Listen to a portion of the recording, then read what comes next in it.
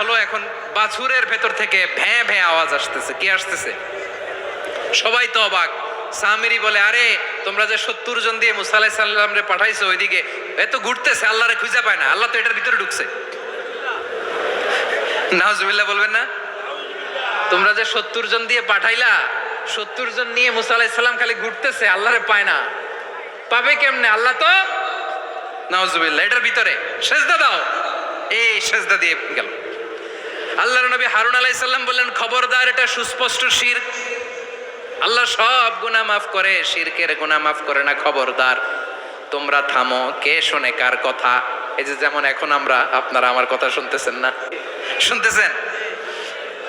হারুন আলাইহিস সালাম বললেন, খবরদার, এই শিরকি কাজে তোমরা সংযুক্ত হয়ো না। তোমাদেরকে কি মনে নাই আমার ভাই মুসা আলাইহিস সালাম কি বলছে? আল্লাহ শিরক মাফ করে না, খবরদার শিরক করো না, আল্লাহরে ভয় করো। হারুন আলাইহিস সালাম তাদেরকে বুঝালেন, শিরক করো না, আল্লাহরে ভয় করো। শুধু এতটুকুই তিনি বুঝালেন, দাওয়াতি কাজ পালন করলেন, কিন্তু প্রতিরোধ করেন নাই, সশস্ত্র সংগ্রামে লিপ্ত হন নাই, বাধা দেন নাই, কারণ গৃহযুদ্ধ বেঁধে যেতে পারে। উনি ভাবলেন, আমি যদি আমার বাহিনী নিয়ে দাওয়াত দেওয়ার সাথে সাথে প্রতিরোধ করি, আক্রমণ করি, ওরাও আমারে আক্রমণ করবে, ব্লাডশিড হবে, রক্তপাত, এমন অবস্থা হবে বনি ইসরায়েলের মধ্যে যেটা হয়তো আমার ভাই মুসাও কন্ট্রোল করতে পারবে না। সুবহানাল্লাহ কইবেন না? এক একজন নবীকে আল্লাহ তাআলা কি ইন্টেলেক্ট দিয়ে পাঠিয়েছেন। তিনি ভাবলেন, আমি দাওয়াতি কাজটাই করি, এটা যে হারাম এটা থেকে শুধু বারণ করি, কিন্তু প্রতিরোধ না করি। আমি যদি ঐক্য ধরে রাখতে পারি, বাকিটা আমার ভাই সামলে নেবে। সুবহানাল্লাহ। হারুন আলাইহিস সালাম প্রতিরোধ করলেন না। বনি ইসরায়েলের মধ্যে গৃহযুদ্ধ বেঁধে যাওয়ার আশঙ্কায় প্রতিরোধ করলেন না, আক্রমণ করলেন না, শুধু দাওয়াত দিলেন। ইন দা মিনটাইম মুসা আলাইহিস সালাম আল্লাহর সাথে কথা বলে যখন ফিরে আসলেন, দেখলেন বনি ইসরায়েলের অধিকাংশ লোক মুশরিক হয়ে গেছে। মুশরিক হয়ে গেছে। মুসা আলাইহিস সালাম রেগে গেলেন।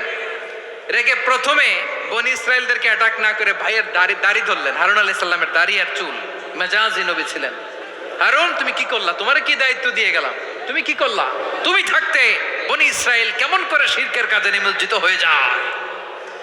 সাইয়েদনা হারুন আলাইহিস সালাম বললেন, ইন্নী, কোরআন সাক্ষী, কোরআন থেকে কোট করছি, ইন্নী খাশিতু আন তাকুলা ফাররাকতা বাইনা বনি ইসরাঈলা ওয়া লাম তারকুব কওলি। ও আমার ভাই, আমার দাড়ি ধরবেন না, আমার মারবেন না। আমি ভয় করেছি, আমি ভয় পেয়েছি, না জানি আপনি বলেন তুমি কেন খাশিতু আন তাকুলা ফাররাকতা বাইনা বনি ইসরাঈল, আপনি এসে আমারে যদি বলেন তুমি কেন ঐক্য ধরে রাখলে না, কেন মারামারি হলো, কেন রক্তপাত হলো, তোমারে কি এই দায়িত্ব আমি দিয়ে দিয়েছিলাম? আমার কথার দিকে কি তুমি ভ্রুক্ষেপ করো নাই? আমি যে বলছি তাওহীদের বাণী প্রচার করবা আর ঐক্য ধরে রাখবা, আমার কথা কি শোনো নাই?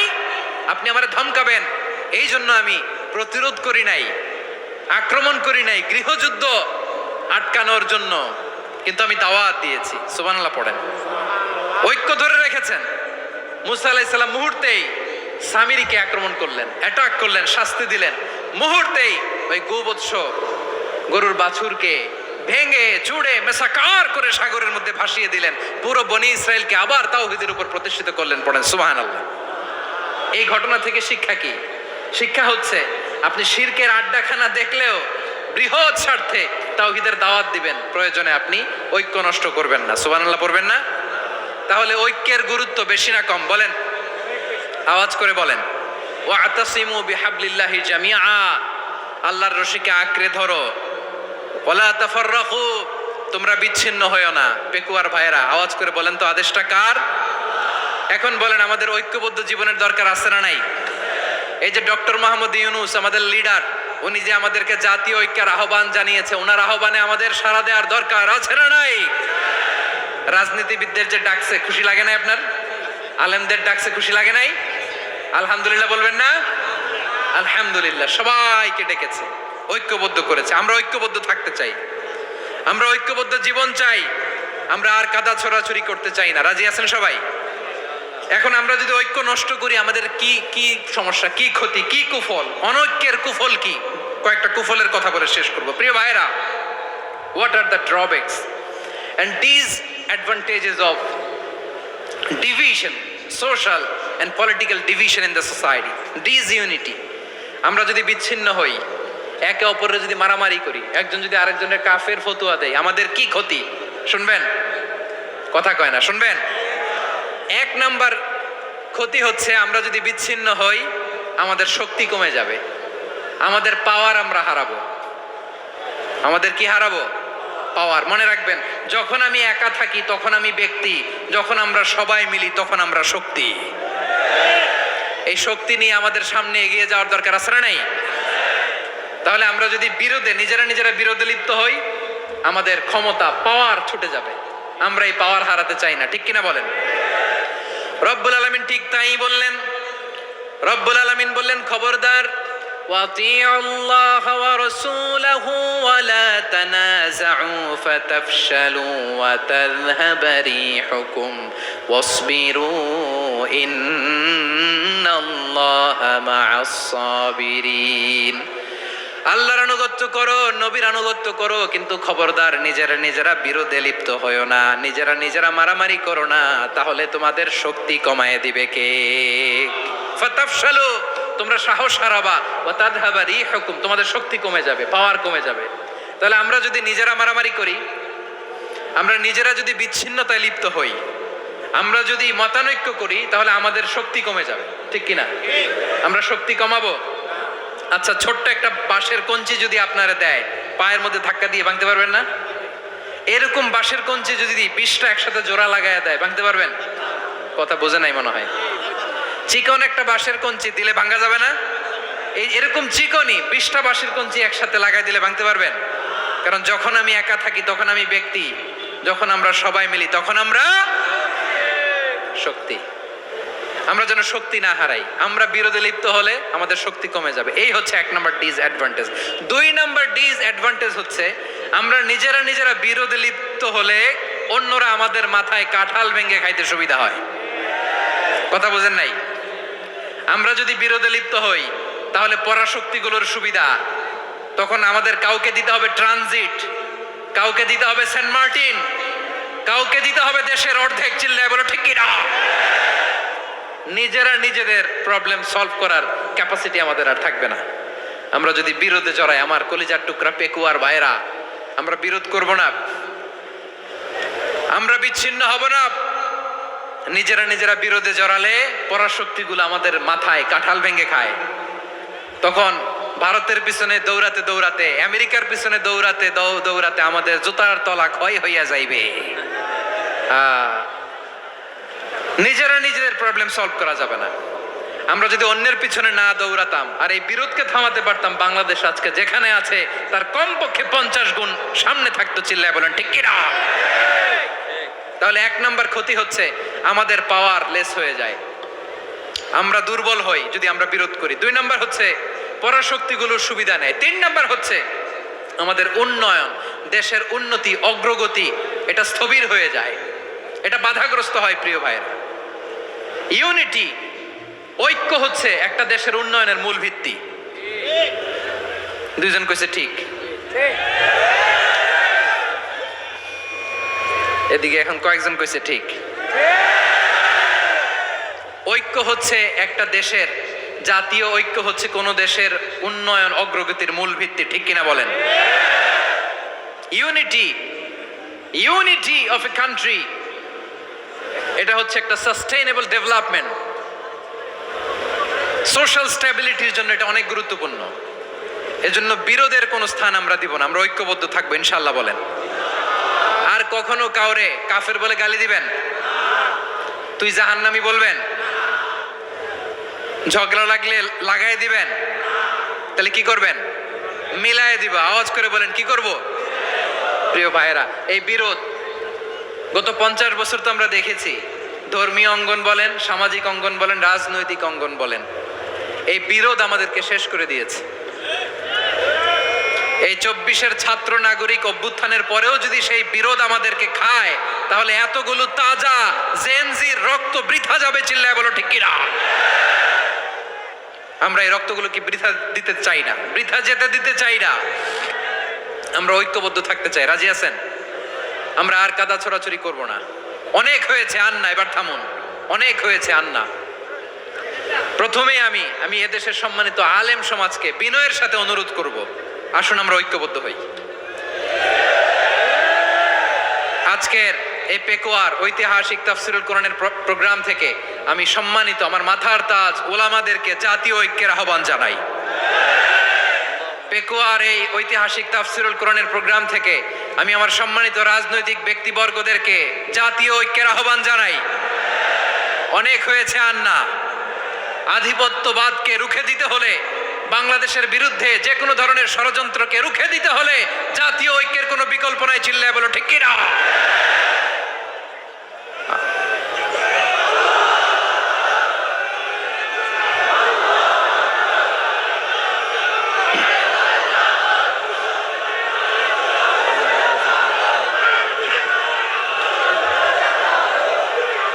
আমার প্রিয় ভাইয়েরা, আমার ভাইয়েরা,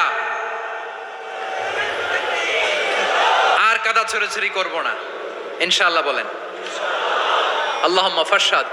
আল্লাহ তুমি সাক্ষী থাকো, আল্লাহ তুমি তৌফিক দাও। আওয়াজ করে পড়েন আমিন। আর একে অন্যকে কাফির বলে গালি দিব না, ঠিক কিনা বলেন? রাজি আছেন? ধ্বংস করে দিয়েছে আমরা আমাদেরকে। আপনারা হালাকু খানের নাম শুনেছেন? মঙ্গল অধিপতি হালাকু খান বাগদাদের আমাদের বিশাল দারুল হিকমা লাইব্রেরিকে ধ্বংস করেছে।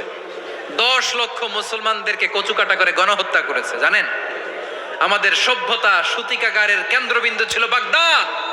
ইরাকের বাগদাদে যেদিন সে রক্ত নিয়ে হোলি খেলা করে, রক্তের হোলি খেলা যেদিন হয়, ওই দিনও বাগদাদে বাহাস চলতেছিল। আমাদের বাহাস কি চলতেছিল? আপনাদের এলাকায় বাহাস আছে? এই প্রচলিত বাংলাদেশে যে বাহাস, এটার সাথে ইসলামের কোনো সম্পর্ক আছে? এই পর্যন্ত বাহাসের পরে পরাজয় বরণ করছে এরকম কোন দল আপনারা পাইছেন? আমি পাই নাই। প্রত্যেক দলই বাহাসের পরে সংবাদ সম্মেলন করে বলে আমরা জয়লাভ করিয়াছি, ওনারা পালাইয়া চলিয়া গিয়াছেন। আছে না নাই? কারণ সত্য জানার জন্য, সত্য মানার জন্য আসে না তো, নিজের জ্ঞান জাহির করার জন্য বাহাস করে। বিপক্ষ দলের আলেমকে ছোট করার জন্য বাহাস করে। এই বাহাসের স্থান ইসলামে নাই। চিল্লায় বলো ঠিক কিনা? এই সমস্ত বাহাসের দিন শেষ। ঐক্যবদ্ধ হওয়ার বাংলাদেশ। প্রিয় ভাইরা, হালাকু খান সে দারুল হিকমা লাইব্রেরি জ্বালিয়ে পুড়িয়ে এই সব দামি দামি বইগুলো, আমাদের দামি দামি ঐতিহাসিক তুরাসি ক্লাসিক বইগুলোকে দজলা নদীতে ফেলেছে। পুরা দজলা নদী কালো হয়ে গিয়েছে। 10 লক্ষ মুসলমানকে গণহত্যা চালিয়ে এই রক্তের বন্যা যখন দজলা নদীর পানিতে মিশে গিয়েছে, দজলা নদীর পানি লাল হয়ে গিয়েছে। যেই দিন বাগদাদে গণহত্যা চলে, ওই দিনও বাগদাদে বাহাস চলতেছিল। কিসের বাহাস জানেন? মেসওয়াক, ডান মারি থেকে করা সুন্নাহ, এটা আমরা জানি। এখন কি উপরের মারি না নিচের মারি? বাহাসের বিষয়। এই বাহাস করবেন আপনারা? বিশ্ব যখন এগিয়ে চলেছে, আমরা তখন বসে বিবি তালাকের ফতুয়া খুঁজেছি কোরআন হাদিস চষে। তালাক ইসলামের অনেক গুরুত্বপূর্ণ অনুষঙ্গ। তালাক কোরআনের একটা সূরা। কিভাবে তালাক হবে না হবে আমাদের ফুকাহায়ে একরাম, আমাদের আকাবেররা সব বলে গিয়েছেন, সব জানা। আপনি হয় এটা মানবেন নয় ওইটা নিয়ে বাহাসের দরকার নাই, ওইটা নিয়ে মারামারির স্থান ইসলামে নাই। আওয়াজ করে বলেন ঠিক কিনা?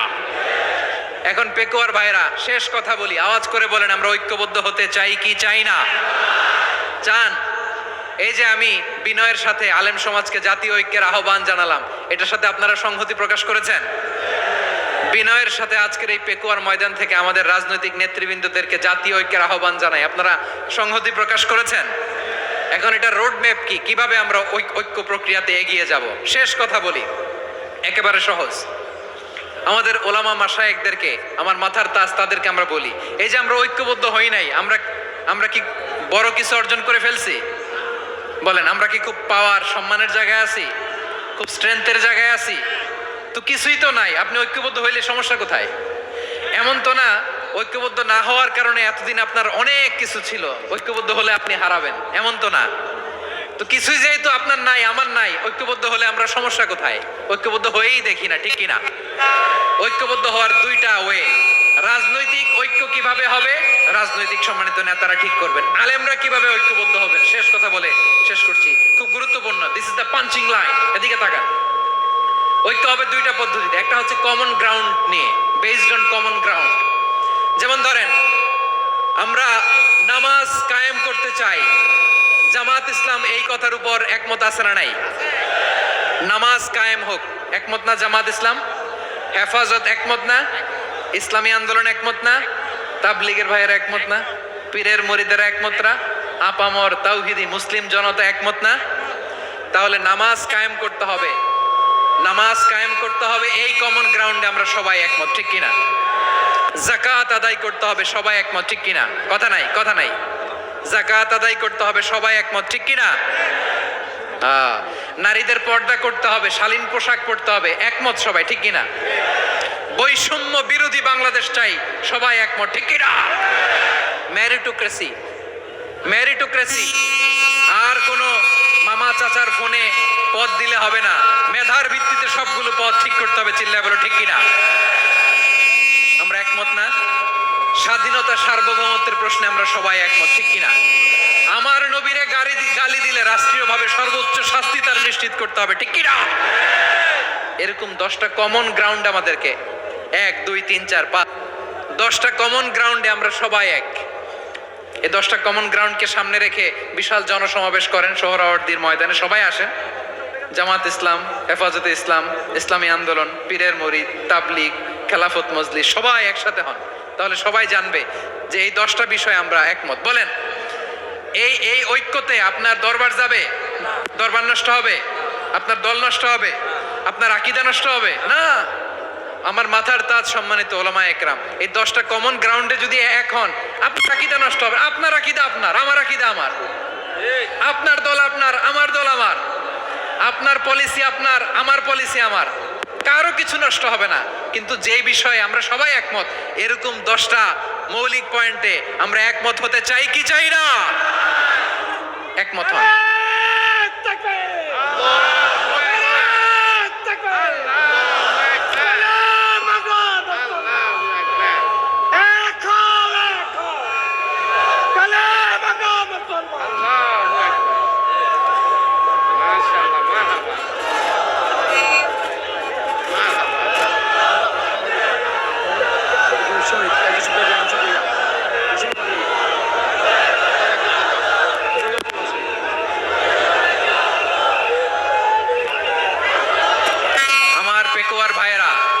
ঐক্যবদ্ধ হওয়ার 1 নম্বর পদ্ধতি বেসড অন কমন গ্রাউন্ড।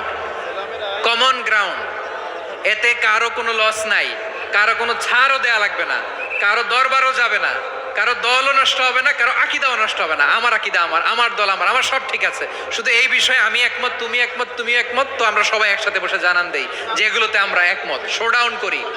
বাংলাদেশের যে কোনো মহাসমাবেশকে সেই দিনের মহাসমাবেশ ছাড়িয়ে যাবে, চিল্লায় বলো ঠিক কিনা? এরপর জেলায় জেলায় বিভাগীয় বিভাগীয় আপনারা ওয়ার্কশপ করেন, সেমিনার করেন, আইস ব্রেকিং প্রোগ্রাম করেন, এইভাবে আমাদেরকে আগাতে হবে। তাহলে number 1 common ground based, number 2 issue based, issue ভিত্তিক ঐক্য। যখনই জরুরি কোনো ইস্যু আসবে আমরা ঐক্যবদ্ধ হব। রাজি আছেন সবাই? সবাই রাজি আছেন? আল্লাহ তাআলা আমাদের সবাইকে ঐক্যবদ্ধ জীবন ধারণের তৌফিক দান করুক, আমরা পড়ি আমিন। আজকের এই তাফসীর প্রোগ্রামকে আল্লাহ কবুল করুক, আমরা পড়ি আমিন। এই যে আমাদের যে ভাইরা এই 24-এর ছাত্র নাগরিক অভ্যুত্থানে শহীদ হলো, আল্লাহ তাদের শাহাদাতকে কবুল করুক, আমরা পড়ি আমিন। এই আপনাদের ঐক্যবদ্ধ হওয়ার নমুনা। বসেন, এটা কি আদব হয়েছে? আদব আমি উঠছি, আমি না উঠলে আপনারা উঠতে পারবেন? তো এই লিপ সার্ভিসের তো কোনো দরকার নাই। বসেন বসেন। ওয়াসিম পেকুয়া, আহসান হাবিব চকরিয়া, তারা এই 24-এর ছাত্র নাগরিক অভ্যুত্থানে শহীদ হয়েছে। আমরা তাদের শাহাদাতের সর্বোচ্চ মাকাম আল্লাহর কাছে কামনা করি, আওয়াজ করে বলেন আমিন। প্রিয় ভাইরা, আমরা 52-র ভাষা আন্দোলনে ঐক্যবদ্ধ হয়েছিলাম, 71-এর স্বাধীনতা সংগ্রামে ঐক্যবদ্ধ হয়েছি, 24-এর ছাত্র নাগরিক অভ্যুত্থানে ঐক্যবদ্ধ হয়েছি। জাতীয় ঐক্যের এই 3 শক্তিশালী উদাহরণ আমাদের সামনে আছে। আমরা আগামীর বাংলাদেশ বিনির্মাণেও এভাবে জাতীয় ঐক্য গড়তে চাই, চিল্লায় বলেন ঠিক কিনা? পুরা দেশবাসীর কাছে আমি জাতীয় ঐক্যের আহ্বান জানিয়ে পেকুয়ার এই প্রোগ্রাম থেকে আমি বিদায় নিচ্ছি। হাযা মা ইনদি ওয়াল ইলমু ইনদাল্লাহ আলাইহি তাওয়াক্কালতু ওয়া ইলাইহি উনীব। সুবহানাকাল্লাহুম্মা বিহামদিকা আশহাদু আল্লা ইলাহা ইল্লা আনতা আস্তাগফিরুকা ওয়া আতুবু ইলাইক।